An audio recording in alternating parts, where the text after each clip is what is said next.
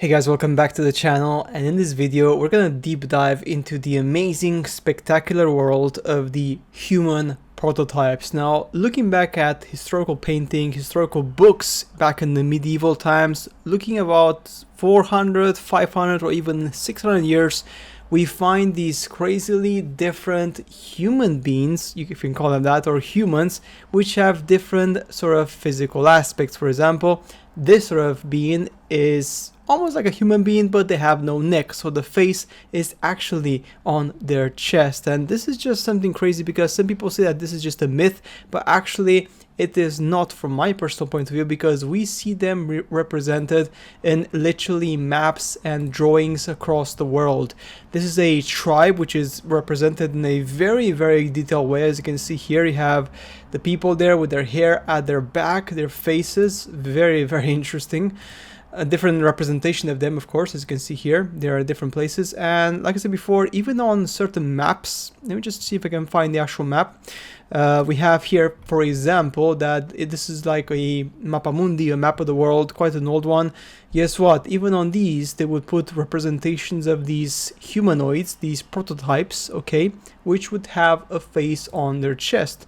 That just doesn't make any sense, guys, does it? I mean, why would literally painters and artists spend so much time drawing? Of course, also we have Cyclops as well.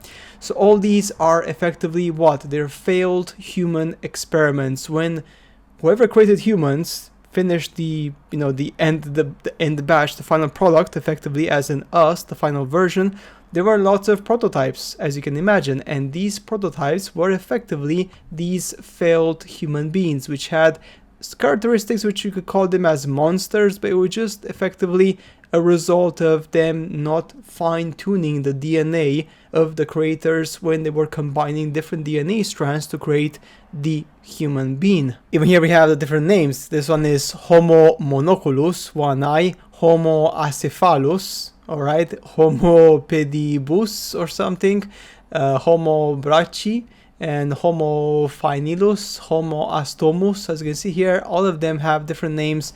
And again, it's just, why would they even know this? Like back in the day, why would hundreds of years ago they would have so clear representations of these tribes, of these humanoids, which had very similar characteristics with normal humans? They were a bit more primitive as they were living in tribes, as you can see here, but they were also, guess what, actually interacting with normal humans. So here we can see the different animal heads, different humans with their faces, almost people with like two heads and two hands. Like, it just looks very bizarre, like Cyclops as well. So they were actually interacting and talking to each other, so they were doing trading.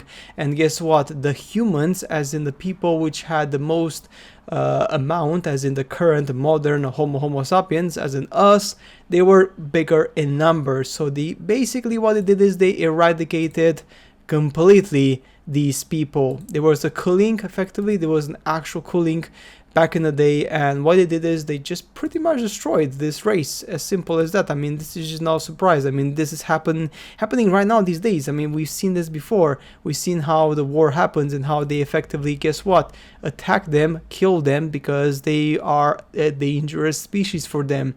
They are seen as the weirdos, and of course, when they want to gain more territory, gain more land for their farms, the humans pretty much don't care about anyone else. They just want to kill everyone and just be done with it, effectively, right?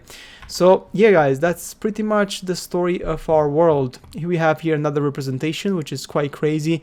We even have dragons, which is also pretty crazy here. I mean, dragons are well known for actually existing back in the day, especially in China. There's many proofs on that, okay? Here we have one more, like just collecting some water at the river, potentially the same physical characteristics, exactly the same one, guys. Here we have one which is what, making weapons, or making something, like working in a forge, potentially just doing things. So yeah, I mean, as you can see here, even in sculpture, they're represented in different creations in churches and in different places. This is because this tribe, or these tribes, actually existed. This one is a good example. Here we have different of these species of these, I would say, prototypes, and they were spread across different parts of the world, different lands, as you can see here also, look at these, like for example, these are the colonists or the army, as you can see here, and these people are bringing them gifts. So they're bringing them gifts, of course, as you know, kind of like interacting with them. They're like a very primitive tribe compared to the other humans, because these humans received, guess what, information and knowledge from their creators, okay, and training, because we were given this, whereas the failed prototypes were not given that. The failed prototypes were just left on their own, abandoned, and that's pretty much it.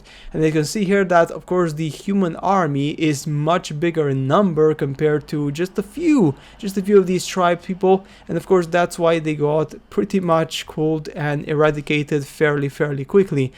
We even have different festivals where they actually show that back in the day. For example, people remember these kind of like humans which had no neck and their face was effectively on their body, on their belly, and they remember this particular past. So this is in our history, in our culture. We just don't want to recognize it, or better said, the official narrative does not want to recognize it. So guys, that's it for today's short video on the prototypes of humanity. These beings, from my personal point of view, they are represented in all of these drawings and paintings because, first and foremost, they actually existed. They were failed prototypes of a humanity which just did not work for the creators, and they were just abandoned to their luck. They were just abandoned because they just were not like what they really wanted to have, effectively, as simple as that. And they just kind of said, well, you know, like just go, you know, if you survive, you survive, if you don't, you don't. So the creators of these failed species of humans didn't really care about them that much. After that, after a couple of years, maybe a few hundred years, they multiplied, they became a tribe, but then the humans effectively saw them as monsters, and little by little, they killed them all off. This is why we have the Cyclops in the Greek stories and stuff, because these kind of beings actually existed in the past. They're not fairy tales, it's just that they don't exist anymore because humanity has gotten rid of them. It's as simple as that, guys. Now, of course, you don't have to believe this. This is just effectively my personal views on this particular historical thing, which is tons of articles, tons of books, tons of writings which effectively show this. And as you were going through the pictures, this is just a small sample because there's so obviously many more. This is just one of the best selections. I mean, I guess this is one of the best ones where we actually can see in quite clear detail how the humans were interacting with these beings and how they were afraid and how they were pretty much, as you can see here, they were cornered and effectively eliminated little by little. And it's just shocking to see that, you know, humanity pretty much was responsible for the eradication of the other similar species which were able of thought process and speaking, same as the humans, just purely because, well, what? Obviously they looked very different from the humans, so for the humans they were seen as monsters. I wouldn't even be surprised if, for example, the original creators of humanity actually give the humans an idea in their mind to believe that these were demons or monsters, so they effectively manipulated humanity to destroy their failed prototypes, their failed experiments. And the original creators of humanity, I mean, whoever they may be, obviously, I'm not surprised that they would even do this, because at the end of the day, if they want to get rid of their failures, why not use your best creation to test it out and see how they fare against your failed creations and your failed prototypes. So guys, that's it for today's video on this fascinating topic. As always, I shall see you later in the next one. Bye.